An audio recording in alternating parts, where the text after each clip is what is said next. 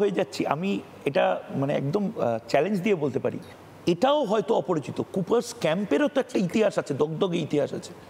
মানে আমরা কাশ্মীরি পণ্ডিতদের ক্যাম্প নিয়ে সিনেমা তাও বিনোদ চোপড়া বা বলিউডের আদিত্য ধরদের জন্য দেখতে পাচ্ছি।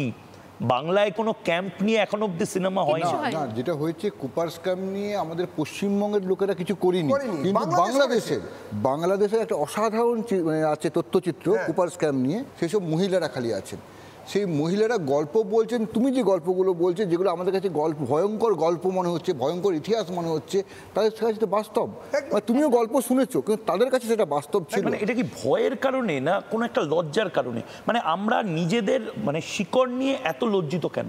আমি নিজেও উদ্বাস্তু পরিবার থেকে, কিন্তু সত্যি কথা মানে আমরা এই প্রজন্ম থেকে এই কথাগুলো প্রকাশ্যে বলছি। আমার দাদু ঠাকুরদা কেউ এটা নিয়ে প্রকাশ্যে বলতেন না। মানুষের জোর লাগে এই লজ্জাটাও বলতে। সোনালি, ওই সময় ওটা সাহস বা লজ্জার ব্যাপার ছিল না। আমি নিজে ক্যাম্পে মানে কলোনিতে বড় হয়েছি।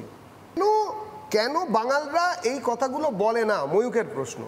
তার কারণ প্রথম জেনারেশন শুধুমাত্র একটা রেশন কার্ড, একটা ভোটার কার্ড তো তখন ছিল না, একটা রেশন কার্ড, একটু জমি, রুটি, কাপড়া মকানের জন্য ফ্যান চেয়ে রাস্তায় ঘুরে বেরিয়েছে। আপনারা জেনে রাখুন, এই জন্য বলেনি, প্রথমে বললে পার্টির দাদারা রাগ করবে, বলবি না, সেটা কংগ্রেস কিংবা বাম। তারপরে আরম্ভ হলো পাট্টা দেওয়ার রাজনীতি। তুমি যদি একটু বেশি কথা বলো তাহলে কিন্তু পাট্টাটা পাবে না। ওআরএসটাও যদি এত বাঙাল না মারা যেত, এই ওআরএসটার কথাও ভাবনা চিন্তা হতো না।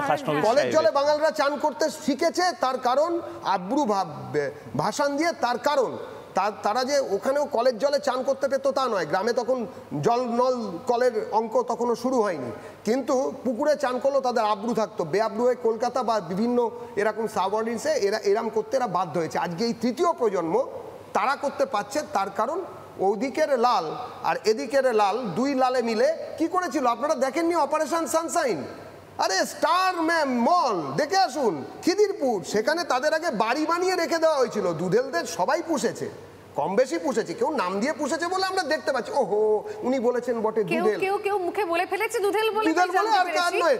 সকালবেলা গিয়ে দেখছি হাতিবাগান ছত্রকার, কেউ মাথায় হাত দিয়ে কাঁদছেন, চিনেমাটির বাসন ভেঙে গেছে, কাপড়ের দোকান গুঁড়িয়ে দেওয়া হয়েছে।